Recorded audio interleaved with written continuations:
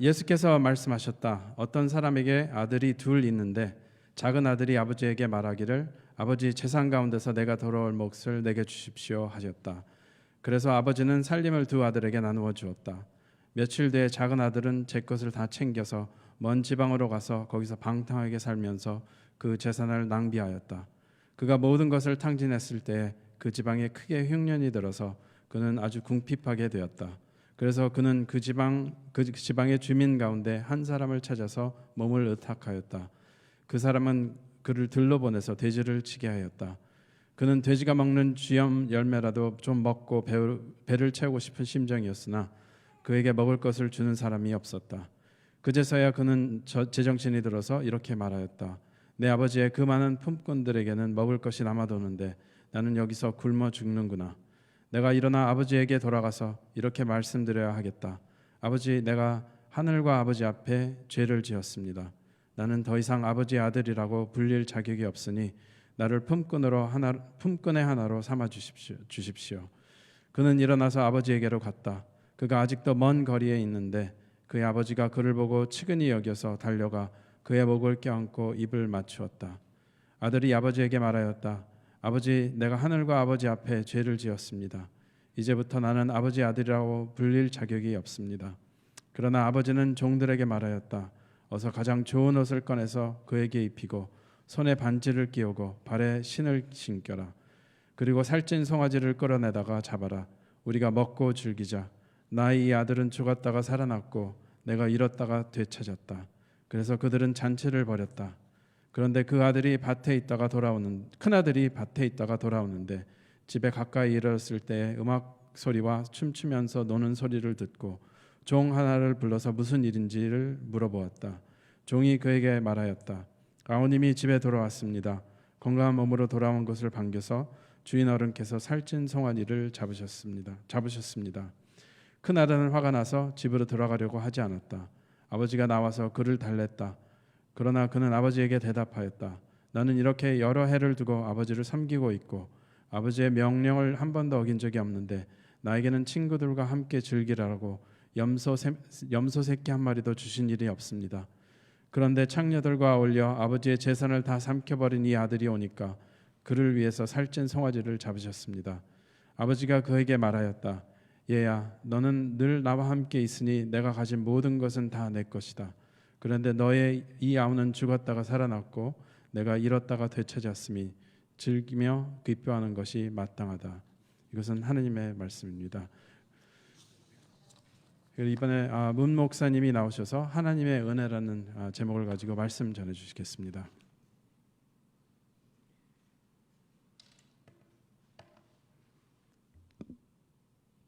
할렐루야. 한번 기도하고 말씀을 듣도록 하겠습니다. 하나님 감사합니다. 오늘 귀한 시간 저희들이 주의 음성을 듣기를 소원합니다. 저희들에게 지혜를 주시고 또 명철을 주셔서 잘 깨닫게 하여 주옵시고 성령을 통해서 말씀하시는 그 말씀대로 우리가 살겠다고 다짐하는 복된 시간 될 수 있도록 은혜 베풀어 주시옵소서. 예수님의 이름으로 감사하며 기도하옵나이다. 아멘. 오늘 누가복음 15장 11절 32절 말씀을 통해서 하나님의 은혜라고 하는 제목으로 말씀을 나누도록 하겠습니다. 요즘 저는 하나님의 은혜에 대해서 자주 묵상하고 있습니다.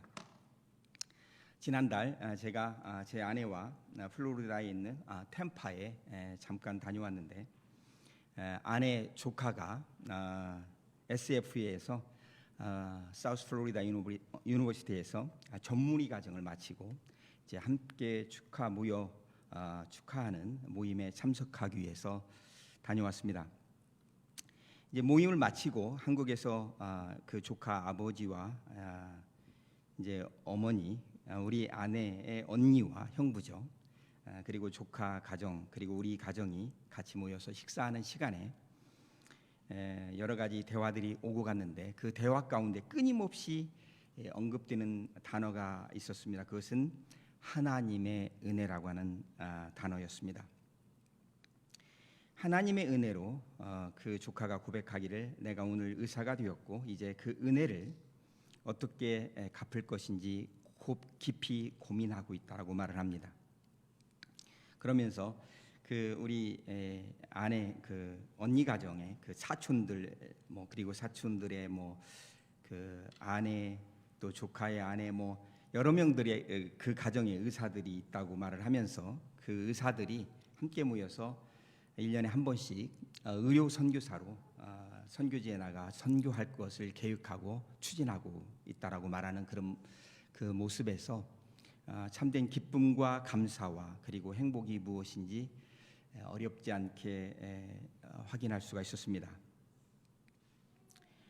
부족한 정도 돌아보니 모든 것이 다 하나님의 은혜로 오늘 이 자리에 또 이 학교에 정교수로 또 석좌 교수로 이렇게 봉사하고 섬길 수가 있게 되었다라고 고백하지 아니할 수 없습니다. 저는 여러 복음성가 중에서 이 복음성을 참 좋아합니다. 나를 지으신 이가 하나님, 나를 부르신 이가 하나님, 나를 보내신 이도 하나님, 나의 놔둔 것은 다 하나님의 은혜라. 나의 달려갈 길 다 가도록, 나의 마지막 호흡 다 하도록 나로 그 십자가 품게 하시니 나의 놔둔 것은 다 하나님의 은혜라. 한량없는 은혜, 갚을 길 없는 은혜, 내 삶을 예워싸는 하나님의 은혜, 나 주저함 없이 그 땅을 밟음도 나를 붙드시는 하나님의 은혜. 이 하나님의 은혜를 묵상하면 할수록 그리고 찬송하면 할수록 제 마음 깊은 곳에서 한 두 가지 정도의 책임감이 생겨납니다. 첫째는 이 은혜를 아직 알지 못하고 체험하지 못해서 여전히 방황하고 고뇌하며 괴로워하는 이들에게 이 은혜를 어떻게 나누고 잘 알게 해줄까? 두 번째 그 부담과 책임감은 어떻게 내가 받은 이 한량없는 은혜를 내 남은 인생을 통해서 갚아 나갈 수 있을까? 하나님의 은혜로 이곳 베일러 대학에 교수로 부임한 지도 벌써 5년째입니다. 내년이면 이제 제가 안식년을 계획하고 있습니다. 이 하나님의 은혜를 묵상하며 결정하고 기도하고 있는 것이 하나 있는데 아직도 하나님의 사랑이 무엇인지 주님의 십자가의 은혜가 무엇인지 많이 알지 못하는 아프리카 케냐를 약 1년 정도 방문해서 그들에게 내가 받은 주님의 은혜를 나누고 또 그들에게 이 십자가의 은혜를 가르치고 나누고 돌아올 계획을 하고 있습니다. 풀브라이트 재단에서 풀브라이트 스칼라를 뽑아 해외에 파견하는 프로그램이 있습니다. 그 프로그램에 이번에 제가 지원을 하고 그 결과를 기다리고 있습니다. 제가 지원한 지원서가 받아들여지면 유니버시티 오브 나이로비에서 학생들을 가르치고 또 케냐에서 활동하고 있는 NGO 단체들과 또 선교 단체들을 방문하고 그들과 어떻게 하나님 나라 확장을 위해 헌신할 것인지 연구하고 또 기회가 되면 오지에 들어가 직접 선교에도 참여하려고 계획하고 있습니다. 이 계획을 잠깐 우리 교회 누군가와 나누었더니 그분이 저에게 이렇게 말씀하셨습니다. 아마 목사님 그 계획을 실천에 옮기시기가 참 어려울 것 같습니다. 어떻게 목사님처럼 하고 말을 흐렸어요. 저에게 상처를 안 주려고. 근데 그 다음 말을 제가 짐작해서 만들어 봤습니다. 어떻게 목사님처럼 고생하는 것도 싫어하고 놀기도 좋아하고 이기적인 사람이 그 선교지에 가서 그 고생을 감당할 수 있겠습니까? 인정할 수밖에 없습니다. 저 고생하는 거 참 싫어합니다. 그리고 놀기 너무 좋아합니다. 골프도 좋아하고. 그리고 그 누구보다도 이기적인 사람인 것 같습니다. 그런데 어떻게 그곳에 가서 그런데 빌립보서 4장 13절 말씀 우리 사도 바울이 고백한 것처럼 내게 능력 주시는 자 안에서 내가 모든 것을 할 수 있느니라. 이 모습 이대로 받으시고 사용하시기를 원하시는 주님의 인도하심을 믿고 믿음으로 나아가려고 합니다. 여러분 기억하시고 기도해 주시기를 바랍니다. 하나님의 은혜가 무엇입니까? 하나님의 은혜는 받을 자격이 없는 죄 많은 저와 여러분들을 아무 조건 없이 받아주시고 용서해 주시고 사랑해 주시는 모습을 하나님의 은혜라고 정의할 수 있습니다. 이 하나님의 은혜는 예수님께서도 매우 중요하게 여기셨습니다. 그러나 직접 은혜가 무엇인지 정의하면서 가르치지는 않고 오늘 비유에서 나온 것처럼 이 비유를 통해서 제자들에게 하나님의 은혜가 무엇인지를 여러 번 가르치셨습니다. 오늘 본문의 말씀은 우리가 잘 아는 말씀입니다. 탕자의 비유라고 일컬어지는 말씀이죠. 옛날 어느 사람에게 두 명의 아들이 있었습니다. 한 아들이 자기 몫의 재산을 미리 받아 각자 자기가 좋아하는 곳으로 자기가 하고 싶은 일을 하려고 떠나갔고 거기서 방탕한 생활로 그 모든 재산을 탕진하게 됩니다. 먹을 것이 없어서 이제 종의 신분으로 취직을 했는데 돼지를 치는 그런 일을 하게 되었습니다. 근데 풍년이 들어서 정말로 그 돼지우리 치는 일도, 그래서 돼지가 먹는 것을 먹었지만 그는 늘 배고픔에 굶주렸습니다. 어느 날 아버지를 떠올렸어요. 우리 아버지 집에는 먹을 것도 많은데. 그리고 돌아가기로 결심을 합니다.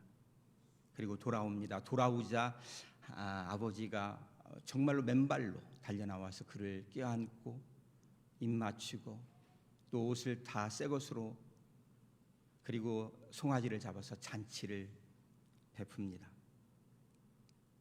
이것이 우리를 향한 하나님의 모습이다, 하나님의 은혜이다 라고 예수님은 가르치시는 것입니다. 은혜는 우리 모습 그대로를 인정하고 받아주는 것입니다. 과거에 우리의 실수, 우리의 죄악, 우리의 모습이 어떤 모습이었든지 문제 삼지 않습니다. 제가 작년에 우리 여러 제 동료들과 함께 책을 한 권 출판을 했습니다. 영어로. 제목은 Understanding Korean American Mental Health라고 하는 것입니다. 우리 한인 동포들의 정신 건강 이해라고 하는 책입니다. 한번 보여드릴까요?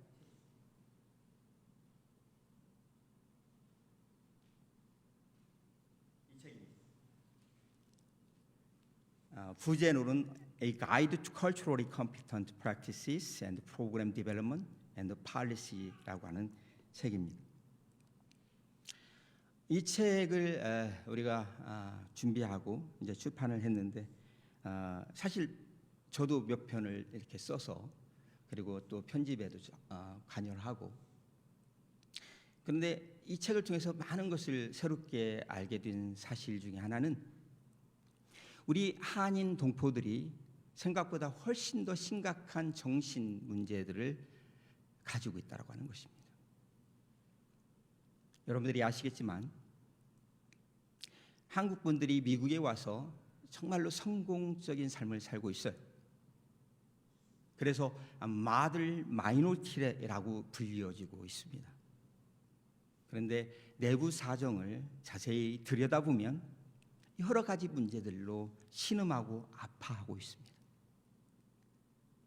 가정폭력, 이혼, 부모와 자녀들 간의 갈등, 약물 중독, 자살, 심각한 문제들이 더 깊어지고 정말로 많은 사람들이 이런 문제들로 고통을 호소하고 있습니다.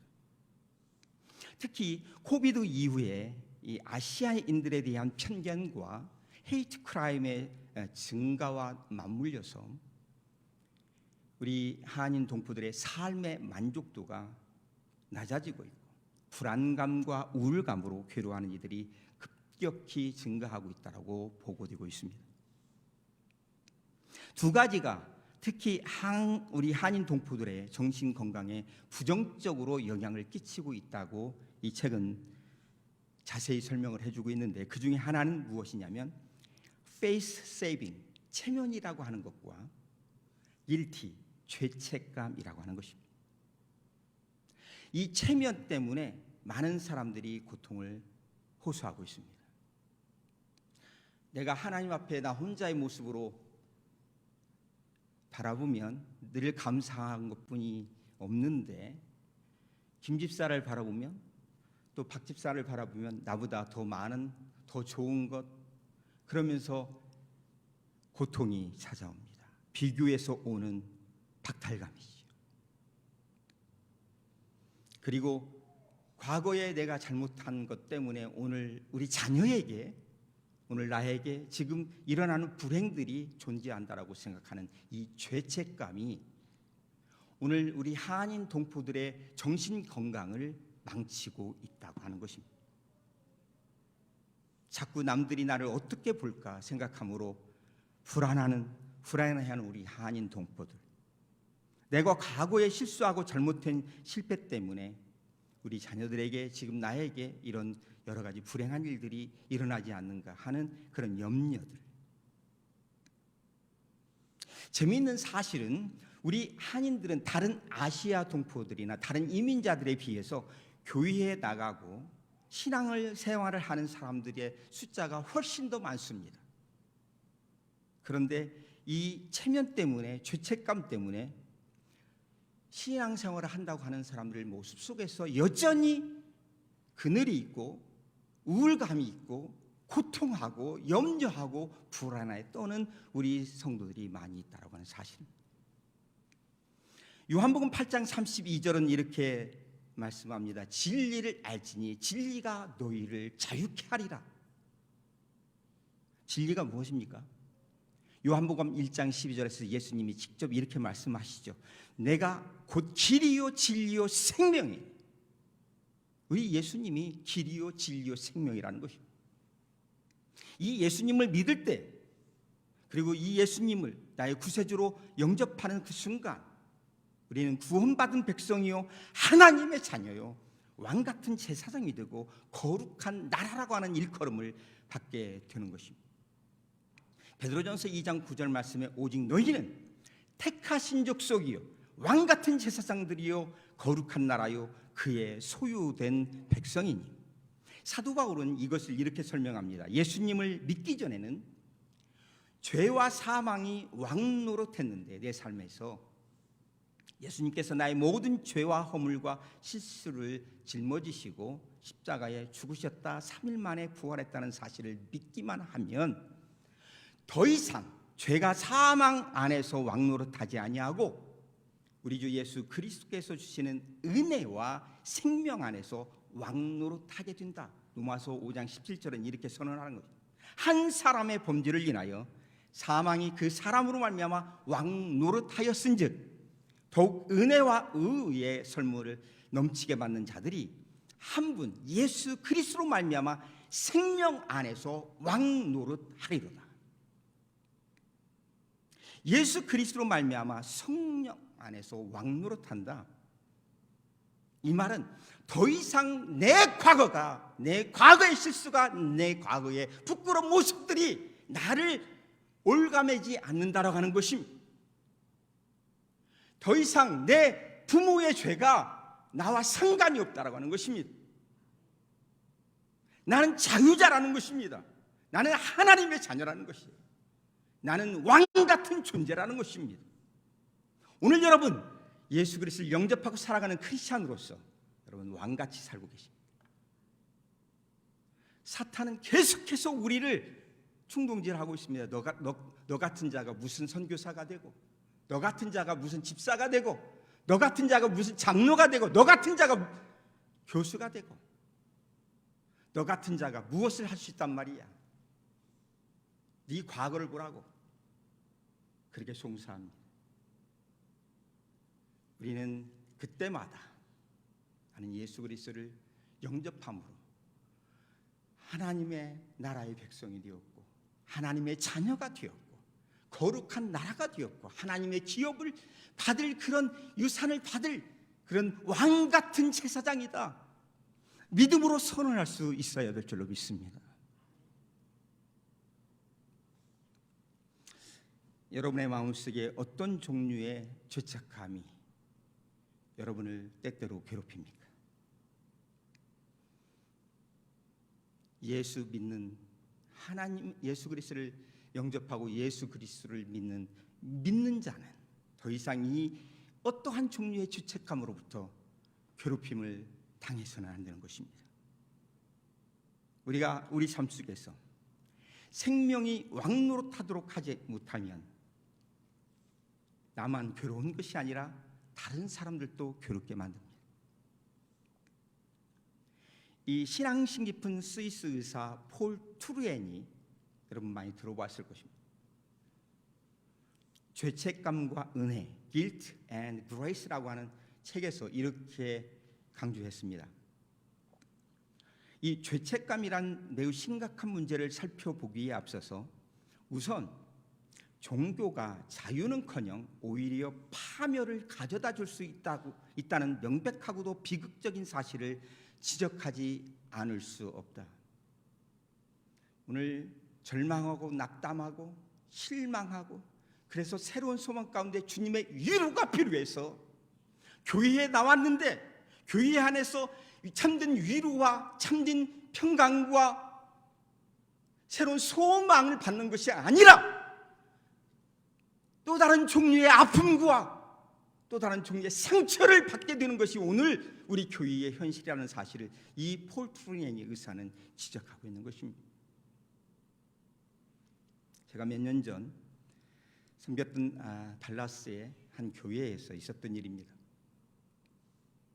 한 자매가 어렵게 교회에 처음 방문했습니다.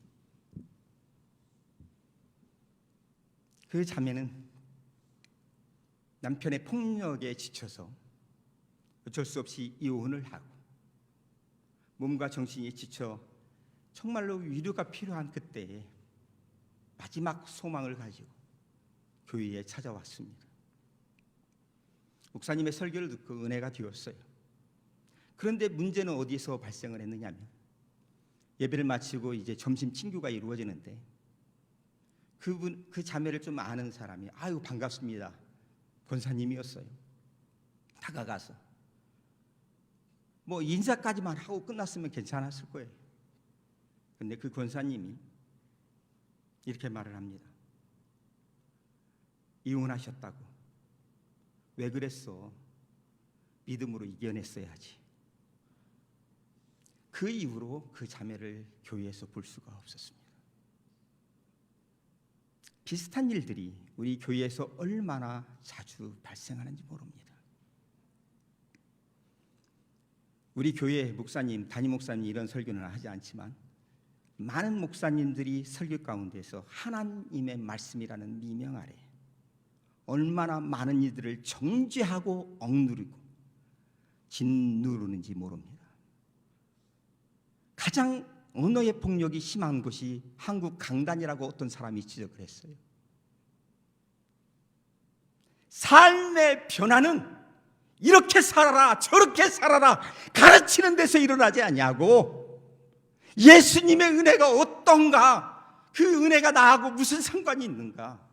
정성을 다하여 가르치고 알게 할 때 참된 삶의 변화가 자연스럽게 드러나는 것입니다. 우리 교회는 아시다시피 학생 사역을 하는 교회이지요. 베일로에 오는 많은 학생들을 잘 섬기고 있지 않습니까? 그 학생들 중에서 정말로 대부분의 우리 학생들이 잘 신앙을 여기 와서 유지하고 정말 하나님을 더 깊게 체험하고 얼마나 복된 일인지 모릅니다. 다른 학교에 비해서 제가 5년 되면서 5년 동안 관찰한 결과 다른 학교보다 이 베일러 대학은 유독 크리스찬 학교이기도 하지만 목회자 자녀들이 많이 이 학교에 오고 있다는 사실을 발견합니다. 대부분의 목회자 자녀들 뭐 MK라고 하죠. 목사의 키스 그래가지고 MK라고 말을 하는데 MK들이 잘 적응을 해요. 그런데 그 중에 몇몇 우리 MK들 중에 몇몇은 정말로 상상할 수 없는 방황을 하고 있는 것을 보게 됩니다. 그 가정들을 잘 살펴보면 그 목사인 아버지가 너무나 엄격했어요. 목사 아들이 돼가지고 목사 딸이 돼가지고 그러면 되겠니? 그 압박감에 와서 교회도 나가지 않지요. 심지어 마약에까지 손을 대게 되죠. 자살을 고민합니다.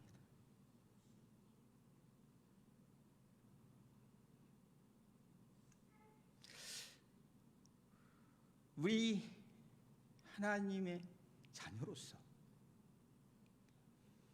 여러분, 하나님의 은혜가 아니었던 우리가 어떻게 우리가 정말 이 하나님의 자녀로서 누릴 수 있는 은혜 가운데 살 수 있었겠습니까? 우리의 그 과거의 모습, 실수, 이 모든 것들을 다 하나님께서 조건 없이 받아주시고 이 돌아온 탕자를, 냄새나는 아들을 끌어안고 입맞추고 잔치를 베풀었던 그 모습으로 우리를 받아주었기 때문에 우리가 오늘 또 하나님의 자녀로 왕같이 당당하게 살 수 있는 거 아닙니까? 근데 그 은혜를 받은 이 목사님이 자녀들에 대해서도 그런 아량과 사랑과 감쌈과 이 돌봄이 있어야 될 텐데 그렇지 못한 곳에서 엇나가는 이 MP들이 있음을 발견하면서 필립 얀시라고 하는 저명한 기독교 저술가가 있어요. 그가 이런 책을 썼습니다. 놀라운 하나님의 은혜. 그 책에서 이 필립 얀시라고 하는 이 저자가 우리에게 은혜로 치유된 눈이 필요하다. 우리에게 은혜로, 하나님의 은혜로 치유받은 눈이 필요하다. 우리 자녀를 바라볼 때 하나님이 나를 바라본 그 눈을 회복해서 자녀들을 바라보라는 것입니다. 우리가 내 옆에 있는 이웃을 바라볼 때, 내 친구를 바라볼 때, 아내를 바라볼 때, 남편을 바라볼 때 하나님이 그 모순투성이요 죄인 중에 괴수 같은 나를 아낌없이 받아주고 사랑했던 그 하나님의 눈길로 내 아들을 바라보고 자녀를 바라보고 우리 교우들을 바라보라는 것입니다. 하나님이 우리에게 그토록 풍성하게 부어주신 은혜가 다른 이에게도, 다른 아들에게도, 다른 친구에게도, 다른 사람들에게도 얼마든지 임할 수 있다라고 하는 것을 믿음의 눈으로 바라보는 것이 필요합니다. 어떤 사람이 이런 말을 했다고 해요. 사실은 내가 알고 있지만 그냥 하나님의 말씀이 조금이라도 희석될까 봐서 그냥 말을 합니다. 한 사람을 사랑한다는 것은 그 사람을 하나님의 관점으로 바라보는 것이다. 따라서 하시겠습니다. 하나님의 관점으로 바라보자. 하나님이 나를 바라보는 그 인자한 관점으로 내 아들을 바라보고 내 아내를 바라보고 내 남편을 바라보고 우리 교회 우리 어린 아이들을 바라보고 이 교회에 가면은 아이들이 유달리 학교에서는 그러지 않는데 막 떠들고 그런 경우가 많아요. 특별히 한국에서 온 지 얼마 안 되는 우리 친구들은 얼마나 스트레스가 많았겠어요. 학교에 가서 영어도 안 들리고 또 유색인이라고 무시하고. 근데 교회만 오면 우리 같은 또래고 같은 말을 쓰고 있고 같은 음식을 먹고 신나갖고 떠들 수 있지요. 그런데 그것을 용납하지 않습니다. 장로님이 다가가고 어디 교회에 와서 그렇게 떠들고 야단치냐고. 학교에서는 못하는 자식들이 학교에서 못하기 때문에 교회에 와서 하는 거예요. 그들에게 야단치기보다 따뜻한 사랑으로 우리가 감싸줄 수 있어야 됩니다. 할렐루야. 그들이 마지막 갈 수 있는 그 공간이 거기 있는지도 몰라요. 거기서 우리가 하나님의 관점으로 그들을 받아주지 아니하면 그들은 세상으로 뛰쳐갈 수밖에 없을 것입니다. 그리고 마약에 의지할 것입니다. 술에 의지할 거예요. 오늘 우리 교회가 정말로 그 어떠한 모습으로, 어떠한 배경을 가지고, 어떠한 상태로 교회에 나온다 할지라도 우리 교회는 그들의 친구가 되어야죠. 우리는 그들에게 정말로 가족이 되어줘야 돼요. 우리는 그들에게 마지막 희망과 소망이 되어줘야 되는 것입니다. 그 교회는 부흥할 수밖에 없어요. 소문날 수밖에 없어요. 전도하지 않아도 몰려들 수밖에 없어요. 믿습니까? 그게 사랑이 넘치는 살아있는 교회예요. 한국에 가면 정말로 엄청난 세미나들이 많아요. 교회 성장 세미나, 무슨 세미나. 어떤 테크닉 때문에 교회가 부흥되는 거 아니에요. 잠시 부흥할 수 있어요. 그러나 하나님의 부흥과 하나님의 관점과 하나님과 아무 상관없는, 숫자는 늘어날지 몰라도, 재정은 늘어날지 몰라도 하나님과 아무 상관없는 하나의 사업일 뿐입니다. 영혼을 살리는 일은 우리가 먼저 하나님의 사랑을 경험해야 됩니다. 예수 그리스도의 십자가의 은혜를 경험해야 됩니다. 그 은혜를 우리가 하루하루, 아니 학교에서, 또 교회에서 만난 우리 자녀들에게, 우리 이웃들에게, 우리 친구들에게, 우리 가족들에게 나누게 되어질 때 진정한 살려내는 역사가 있게 되는 줄로 믿습니다. 진정 하나님의 은혜를 받고 그 은혜 안에 사는 자들은 정죄하지 않고 조건 없이 베풀며 안아주고 격려하는 자들입니다. 정말로 제가 가슴 아픈 사연을 하나 나누기를 원합니다. 여러분, 서든 인판트 데스라는 얘기를 들어봤을 것입니다. 난 지 얼마 안 된 아이들이 원인 없이 죽게 되는 그런 신드롬. 한국에서도 많이 일어나지만 이 미국에서도 엄청 이런 일들이 많습니다. 나는 이게 나와 아무 상관없는 그런 신드롬 중에 하나라고 생각을 했습니다. 그런데 정말 제가 아끼고 사랑하는 형제의 가정에서 일어났습니다. 정말로 믿음이 좋은 형제와 자매였어요. 제가 설교를 하기 전에는 늘 아내하고 잠시 이 썸머리를 이렇게 쉐어를 하는데, 이 이야기를 하자마자 아내는 눈물을 흘리기 시작합니다. 우리 아내가 눈물이 없는 여자예요. 내가 결혼해갖고 지금까지 눈물을 흘리는 거 본 적이 별로 없어요. 그런데 이 얘기를 잠깐 꺼내자마자 우리 아내의 눈에서 눈물이 흘러내리기 시작합니다. 너무 가슴 아픈 일이죠. 결혼하고 아기가 생기지 않았어요. 그래서 많은 사람들이 기도해 줬습니다. 저희들도 기도를 많이 했고요. 7년 만에 아들을 얻었습니다. 얼마나 귀엽고 얼마나 예쁘겠습니까? 그런데 3개월이 지난 어느 날 일어나 보니 아기가 숨을 쉬지 않습니다. 당장에 그 아이 어머니는 자지러지죠.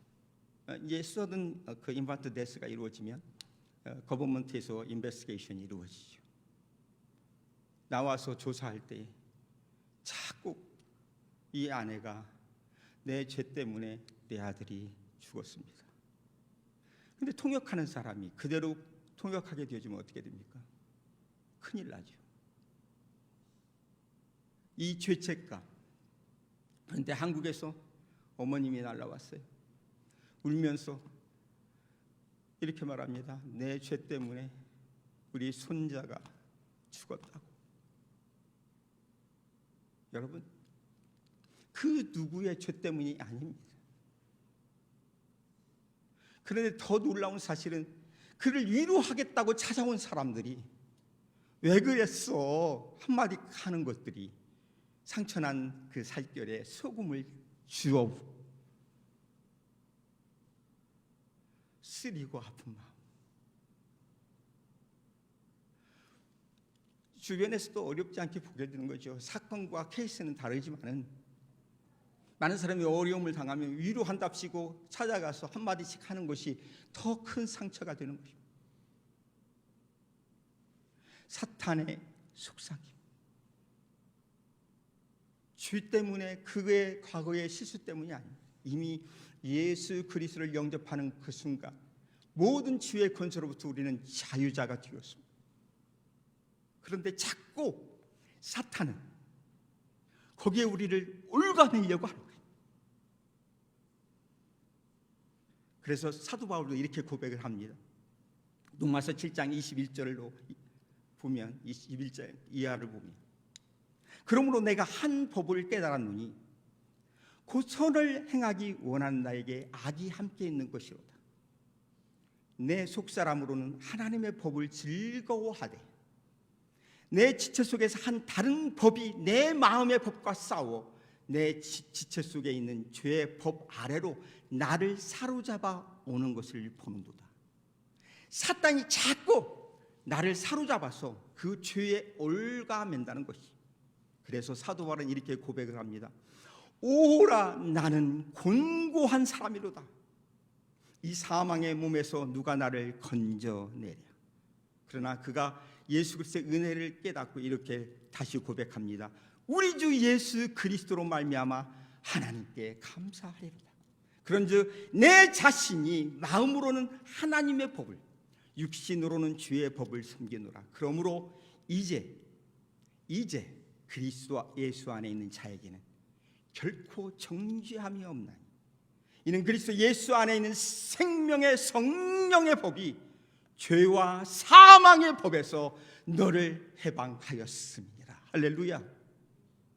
이제 그리스도 예수 안에 있는 자에게는 결코 정죄함이 없나니 이는 그리스도 예수 안에 있는 생명의 성령의 법이 죄와 사망의 법에서 너를 해방하였습니다.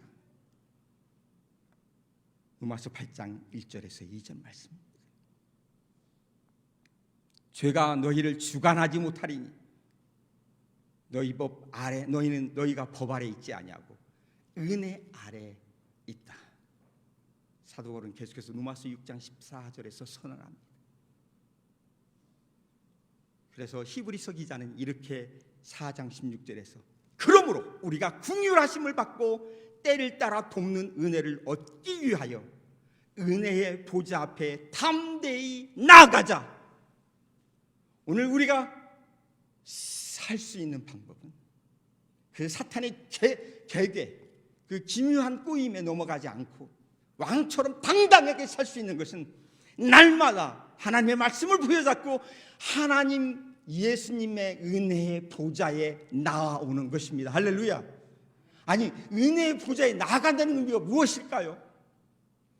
하나님의 은혜를 늘 묵상하라는 것입니다. 할렐루야. 오늘 아침에도 저는 매일같이 한 2마일씩 뜁니다.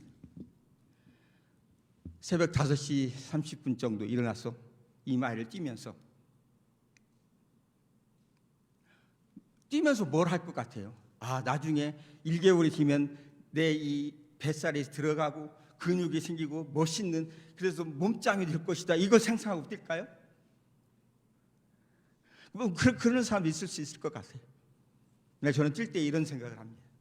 다른 거 생각하지 않고 나에게 베풀으신 하나님의 은혜를 하나씩 생각해 봅니다. 내가 유학에 왔을 때, 내가 아내를 만났을 때, 내가 마스터를 졸업했을 때, PhD를 끝냈을 때, 내가 개척했을 때, 내가 이런 환경 속에서 하나님께서 어떻게 역사하셨는가 하나씩 생각을 해요. 그렇게 뛰다 보면요, 내가 동네를 4바퀴를 뛰어야 이 말이거든요. 우리 동네 몇 바퀴를 뛰는지를 몰라요. 그 은혜를 생각하다 보면 어느새 눈물이 흘립니다. 그리고 내 속으로 하나님이 이렇게 나를 사랑했는데 내가 좌절하고 낭망해서는 되겠는가? 내가 지쳐 쓰러져서는 되겠는가? 다시 한번 일어나자. 그리고 왕 같은 제사장이라고 했는데 왕 같은 위엄을 회복하자. 할렐루야. 이게 은혜의 보좌로 나아오는 모습인 것입니다. 사랑하는 성도 여러분, 지치고 힘들고 어렵습니까? 이 하나님의 은혜의 보좌 앞에 나아오십시오. 하나님의 은혜, 내 인생 가운데 베풀으신 그 하나님의 은혜를 묵상하고 감사해 보십시오. 거기에 회복이 있을 것입니다. 거기에 살려내는 역사가 나타날 것입니다. 오늘 참 날씨가 무덥습니다. 나를 지으신 이가 하나님, 나를 부르신 이가 하나님, 나를 보내신 이도 하나님, 나의 나둔 것은 다 하나님의 은혜라. 나의 달려갈 길 다 가도록, 나의 마지막 호흡 다 하도록 나로 그 십자가 품게 하시니 나의 나둔 것은 다 하나님의 은혜라. 한량없는 은혜, 갚을 길 없는 은혜, 내 삶을 예워싸는 하나님의 은혜. 이 하나님의 은혜를 묵상하고 찬송하시면서 승리하시고 여러분 자신이 사시고 여러분의 가족을 살려내시고 여러분의 이웃을 살려내시고 여러분이 섬기는 이 교회를 살려내신 복된 여러분 되시기를 주님의 이름으로 축원합니다. 기도하시겠습니다. 하나님, 나 같은 죄인 살리신 그 하나님의 은혜, 이 은혜를 참 아무것도 아닌 것처럼 여기며 살아왔던 저희들의 모습을 용서하여 주옵소서.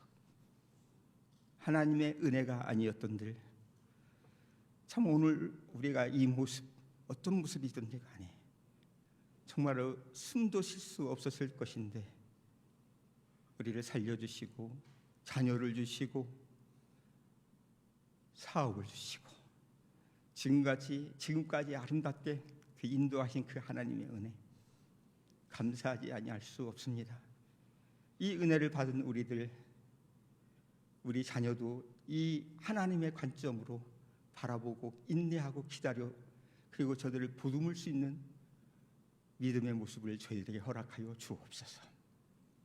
그 아낌없이 조건 없이 받아주시는 그 하나님의 사랑 때문에 우리 자녀가 살아나게 하시고 아내가 살아나게 하시고 남편이 살아나게 하시고 우리 교회가 살아나게 하시고 우리 이웃이 살아나게 하시고 하나님 나라가 왕성해질 수 있도록 은혜를 베풀어 주시옵소서. 예수님의 이름으로 감사하며 기도하옵나이다. 아멘.